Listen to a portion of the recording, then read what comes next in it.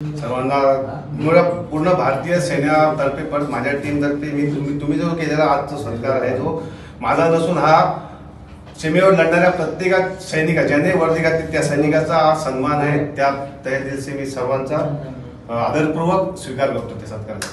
मी मध्ये जरा माझी हिंदी येणार कारण 30 वर्ष कंटिन्यू हिंदी बोलतो ते कंटिन्यू कारण मी ज्या बटालियन मध्ये आहे ती पूर्ण नॉर्थ साऊथ इंडियन बटालियन आहे, मद्रासी बटालियन। याच्या अगोदर माझा सत्कार आपल्या मुंबईमध्ये ठाकरे प्रबोधिनी नाट्यगृहात केला होता तिकडे आता येताना त्यांना पण एक बोललो होतो मी। आपल्या सैनिकाचे आपण 15 ऑगस्ट 26 जानेवारी देशप्रेम जागतो प्रत्येक ते नसून जसे आता आपण प्रत्येकाच्या कार्याला दाद दिल्यानंतर एक सैनिकाचा उत्साह असतो तो वेगळा असतो। सैनिक प्रत्येकाकडून एकच गोष्ट मागत असतो, आपल्या भारतातील जनतेकडून एक फक्त सन्मान, बाकी काही नको, ना पैसा नको नाही बाकी काही, एकच रिस्पेक्ट। त्या रिस्पेक्ट साठी तो मरत असतो आणि ते एक तुम्ही रिस्पेक्ट दिला तो आपले ते जीव आहे तो देशासाठी नेस्तनाबूत देण्यासाठी कधी पण आतुरतेने तयार असतो। ऑपरेशन सिंदूर मध्ये जो माझा एम होता त्याच्यावर मी 1996 मध्ये भरती झालो। आपल्या आरपी शाळेमध्ये शिक्षण घेतलं। विनायक सरांचे आमचे ते गुरुवारी आहेत, त्याच्यानंतर शैलेश नाईक प्रभूजी मराठी शाळेत होते, प्लस माझे जे गुरुवारी होते आपले वासुदादा सर त्यांचं मार्गदर्शन ते पण मिळत होते।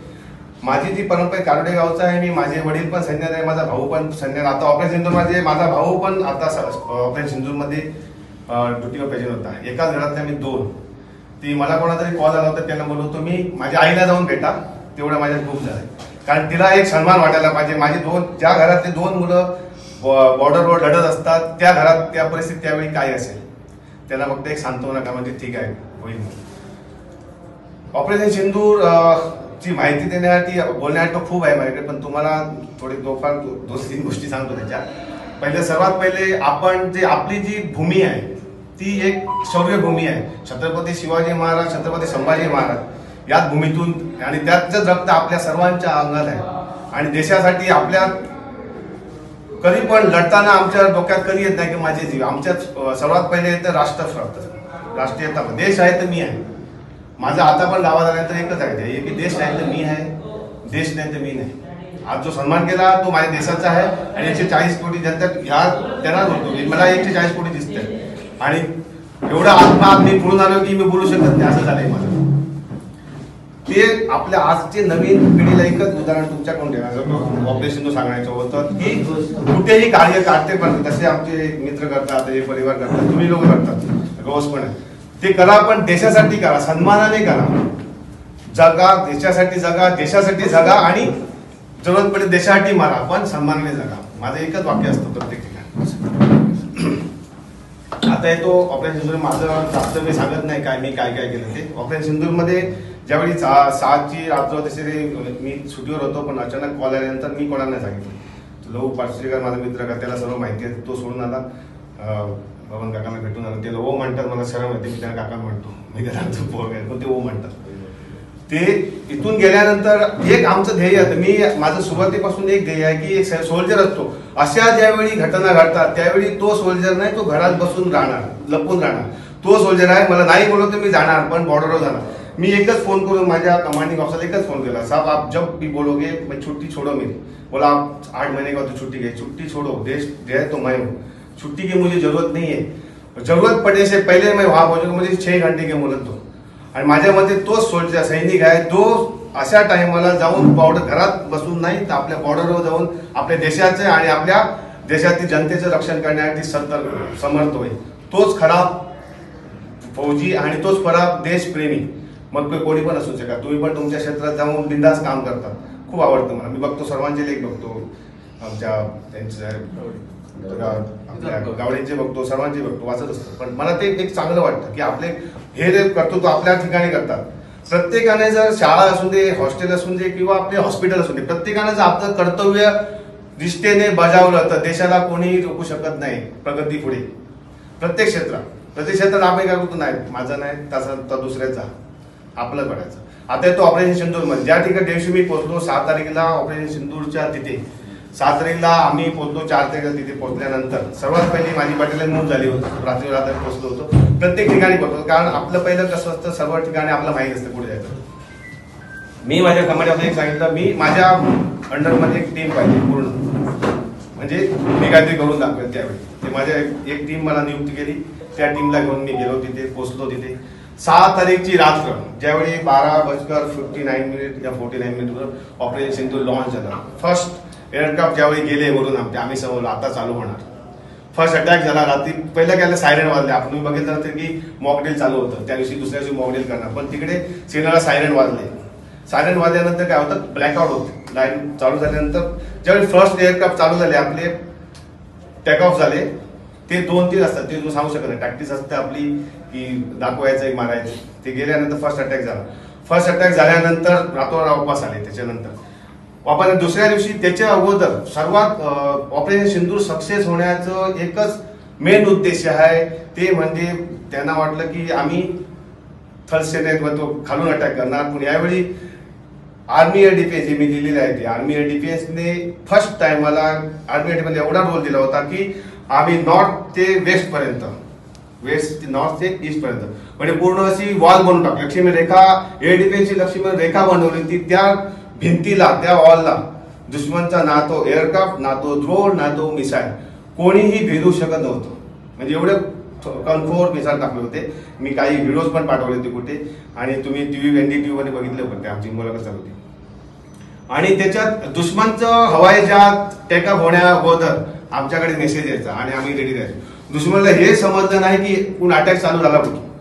त्यांना वाटलं ग्राउंड अटॅक होणार, पण एअर डिफेन्स एवढी मजबूत होती आर्मी एअर डिफेन्सची, इंडियन आर्मीची, की कोणत्याही त्याचा ड्रोन येऊ दे की त्याची कोणी येऊ दे, 4000 फीटवर असेल तर आम्ही ट्रॅकिंग करायचो. त्याने मिसाईल सोडले. त्याने मदर ड्रोन असतो, मदर ड्रोन मध्ये एक ड्रोन येतो, त्याचे 10-12 पिल्ले पाठवतात. तो मदर ड्रोन त्याला कंट्रोल करतो, ते पाठवतो पुढे. तसे ड्रोन पाठवायचे. सुरुवातीला आम्ही फर्स्ट अटॅक झाल्यानंतर थांबलो, पण एक त्यांचा ड्रोन आला, तो आमच्या बाजूला म्हणजे 10 मीटरवर बॉम्ब पडला होता, आरटीचा गोळा. पण तो शेल आमची कालिका देवीचा आशीर्वाद किंवा आपल्या उपरलकरचा आशीर्वाद तो फोडला नाही, तर माझी पूर्णच्या पूर्ण टीम त्या दिवशी रातोरात उडली असती. तिथे तो बॉम्ब पडला, पण त्याच्या बाजूला अजून 10 मीटर जो खाली पडला तो स्फोट झाला. पण त्यावेळी सर्व क्लोनिंग आता 6 तारीखची आले. 7 तारीखला ज्यावेळी त्यांचा अटॅक चालू झाला, त्या दिवशी आम्हाला पहिली कुठच्याही अर्ली वॉर्निंग पहिली भेटते की आज काहीतरी होणार. त्या हिशोबाने आम्ही तयार झालो. त्या दिवशी तयार झाल्यानंतर सर्वात पहिले पूर्ण रात्रभर ट्रॅकिंग चालू होती, दिवसभर ट्रॅकिंग चालू होती. 4 तारीख ज्या दिवशी पासून आपले पुलवामा पहलगाम अटॅक झाला होता आतंकवाद, तिथपासून आमची नींद म्हणजे आमच्या सेनेची किंवा आमच्या ट्रूपची झोप पूर्ण उडून दिली होती. कारण झोपायचं नाही, आता फक्त कर्म करायचं. जगलो तर झोपूया, नंतर कार्य करूया बाकीचं. ते होतं. ते चालू झाल्यानंतर 6 तारीखची रात्र, 7 तारीखची रात्र, सर्वात डेंजर रात्र निघाली ती 8 तारीखची. 8 तारीख सकाळपासून चालू होते. सकाळी ज्यावेळी 4:30 पूर्ण रात्र जागो 4:30 होता. सहज मी माझ्या पोस्ट गनच्या तिथे तू बोलता, मैं बोला तेरा एक करके थोड़ा फ्रेश हो जाओ, क्योंकि मैं पानी पी रहा था बोतल लेकर. सडनली मिसाइल का ब्लास्ट हुआ हवा में मेरे बगल, तब से 25 मीटर ऊपर हवा में. मेरा एक ही चिल्लाने का था, जैसे है वैसे पहले अपनी पोजीशन दो, अटैक दुश्मन का अटैक हुआ. एक ही चीज बोला, अगर जो पीछे छुपा उसको मैं गोली से उड़ाऊंगा. सीधी बात है. दुश्मन का अगर कोई भी एलिमेंट मेरे एआर में, मतलब मेरे रिस्पॉन्सिव इलाके में अगर गिरा तो मैं किसी को बख्शूंगा नहीं. चाहे मरेंगे, आखिरी सांस, आखिरी बूंद तक पूरी मेरी टीम लड़ेगी. अगर एक ही बंदा रहेगा वो 10 के हिसाब से लड़ेगा, झुकेगा नहीं. और वहां पर उनका अटैक्स हुआ. हमने देखा 4 में 3 उनके ये लड़का उड़ रहे थे, लेकिन 4000 फुट पर. लेकिन तब भी हमारा ये मेकी था कि हमारे एरिया में उसको आने नहीं देना. अंदर घुसने अगर आ गया तो कुछ ना कुछ ड्रॉप करके जाएगा. अगर एरिया में आए तो, अगर आपने एरिया में आने दिया तो उसका ड्रॉपिंग का कोई सवाल ही नहीं उठता. तो होने के बाद वहां पर अटैक हमने क्या फायर कर दिया राउंड को, क्योंकि मेरे पास जो L70 गन है वो 12 किलोमीटर तक रेंज की जाती है. उसके अंदर 300 राउंड वो 1 मिनट फायर करती है. दूसरी जो मेरे पास गन थी वो 2000, 1 मिनट में 2000 राउंड फायर कर लेती है, 1 मिनट में चलती. तीसरी गन थी हमारी मिसाइल थे, वो शोल्डर मिसाइल थे, मेरे पास सब थे. हमने एक साथ अटैक चालू कर दिया सबके ऊपर, और जितने मिसाइल है उनको टेस्ट ओवर कर दिया. जितना भी हवा में एलिमेंट आया वो दिन, चाहे कोई भी आए, चाहे अपना एयरक्राफ्ट, मैंने कि अपना एयरक्राफ्ट एंगेज करो पहले, बाद में देखेंगे कौन आया फायर करने से पहले। तो उसका अगर मैं ये बोला दुश्मन एरिया की चिड़िया भी आई तब भी यहाँ पर नहीं माना चाहिए, क्योंकि चिड़िया के साथ भी वो बारूद भेज सकते डालकर, कोई भरोसा नहीं होता दुश्मन का कि दुश्मन एरिया के में जब आप तैनात हो लड़ाई के मतलब चाहे कोई नहीं, अगर मेरा सगा भाई भी सामने से आ रहा है वो भी मेरे लिए दुश्मन है उस समय पर, क्योंकि मेरा देश मेरे लिए प्रथम है, नाती बाद में देखेंगे क्या है। ये तो 6 तारीख है, उस दिन से लेकर 7 तारीख से लेकर हमने 9 तारीख तक ना तो ब्रश किया ना तो रोटी खाई। रोटी हमारे जो बनती थी हमने रैपर करके प्लास्टिक में बांध के जेब में डाल के रखते थे, देखिए पानी मिला रोटी मिली बहुत है, कोई नहीं। ब्रश नहीं किया, हम बोलते ना ब्रश नहीं किया, रे कोई जरूरत नहीं, जो मिला खा लो, चलो पानी पीते रहो, चलते रहो। अभी आया जिस दिन आपने हमको बोला कि अभी 5000 हमको इंटीमेटेड 5000 ड्रोन अटैक करेंगे, तकरीबन हमारे आर्मी एयर डिफेंस ने 600 से 700 ड्रोन को गिराया। मेरी टीम ने 45 ड्रोन को नेस्त नाबूद किया और 5 मिसाइल को हिट किया। जो मेरी टीम थी जहां पर उसने हमने 12 ड्रोन प्लस 2 मिसाइल उनके जो एयरफील्ड की तरफ जा रहे थे उनको नेस्त नाबूद किया।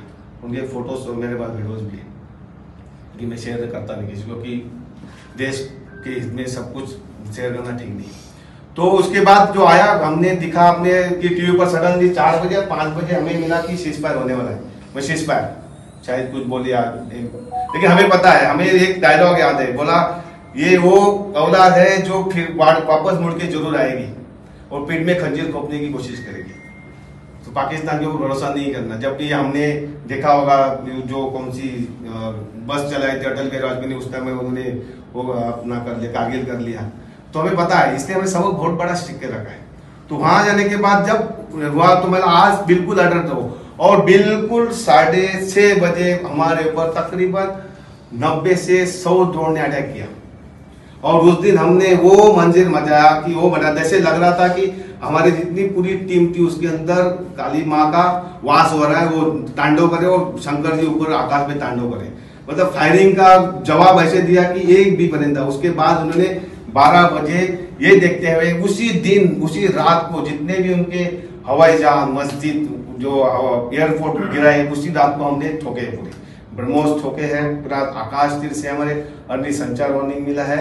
और जितने भी एयर डिफेंस के गन थे, पहले ही देखा था इस लड़ाई से पहले एयर डिफेंस तो इतना कोई जानता नहीं था। हमारे गांव में अगर मैं किसी को बोली एयर डिफेंस तो पता नहीं चला, लेकिन आज एयर डिफेंस का नाम एयर डिफेंस इतना ऊंचा किया। सिर्फ एक ट्रेनिंग, हार्ड ट्रेनिंग। हमारा एक वाक्य है, अगर शांति काल में आप पसीना बहाओगे, युद्ध काल में खून रोकने से बचेगा। तो हमने वो किया। और भाई मेरे खुशी यह है कि कारोड़े गांव का एक सुपुत्र होते हुए सावंतवाड़ी का मैंने पूरा स्टडी किया। यहाँ मेरे मित्र परिवार है, इनके सामने आज खड़ा हूँ, तो सिर्फ यहाँ इनके आशीर्वाद प्लस यहाँ कालिका देवी का आशीर्वाद और भगवान इसकी अपने उपरलगढ़ का आशीर्वाद प्लस हमारा हार्ड ट्रेनिंग। और आपको ये बताते हुए गर्व हो रहा है कि मैं फिजिकल ट्रेनर में फिजिकल इंस्ट्रक्टर भी हूँ, और ऑफिसर्स को तकरीबन 750-800 ऑफिसर मेरे अंडर ट्रेनिंग कर चुके। हमारी जो शिवदावकर है, श्रद्धा शिवदावकर मेरी स्टूडेंट है, कणकोली को जो फर्स्ट लेडी ऑफिसर निकली थी। मैं गोपालपुर के अंदर इंस्ट्रक्टर रहा 4 बार, मतलब 8 साल किया।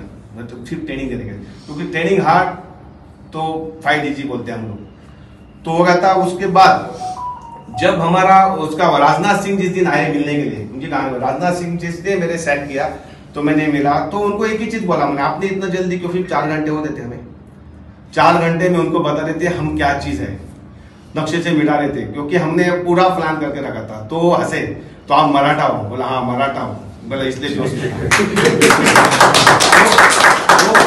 तभी वो वहां से अपने चीफ बोले थे कि मर हटे, मराठा है, मरेंगे लेकिन हटेंगे नहीं। तो मेरी टीम को यही बोला, तुम लोग टीम गलत लीडर के पास हो, ठीक है, क्योंकि मराठा है तो हटेगा नहीं, तो मर जाएगा। बोला बिल्कुल सही बोले। लास्ट में जब मैं बटालियन के अंदर टीम भी आई तब भी बोले वो सब कि ये बंदा है। रात भर हमने 4-10 जगह पर गने शिफ्ट की। एक जगह किया जो गन आप देखा होगा, फोटो देखा होगा, तो एक वो 4750 kg वेट का है, जिसने 5 बंदे जहां पर नहीं चढ़ता उधर धक्का मार के चढ़ते लेके जाओ। तो उस दिन रात को सडनली बोलता है, उस टाइम खाना ना तो हम वॉशरूम गए ना तो कहीं गए ना तो खाना, क्योंकि हमें कोई याद भी नहीं आता। जैसे मोहन काका बोले ना, किसी का भी फौजी परिवार जैसे लड़ाई के मैदान में खड़ा, हमें कोई घर की याद नहीं आती। कोई जो है बटवे में परिवार समाटा हुआ, एक बार देख लिया खत्म है। आजकल तो मोबाइल हो गए, क्योंकि मोबाइल बंद, कोई देखने की जरूरत नहीं। सिर्फ एक ही ध्येय रहता है, राष्ट्र के लिए लड़ना है, राष्ट्र के लिए मरना है। ये हमारे ध्येय था और हमने वो एम पूरा किया। और जरूरत पड़ी चलेगी तो इससे आगे भी लड़ते रहेंगे, बचेंगे तो और भी लड़ेंगे। हाँ, बाकी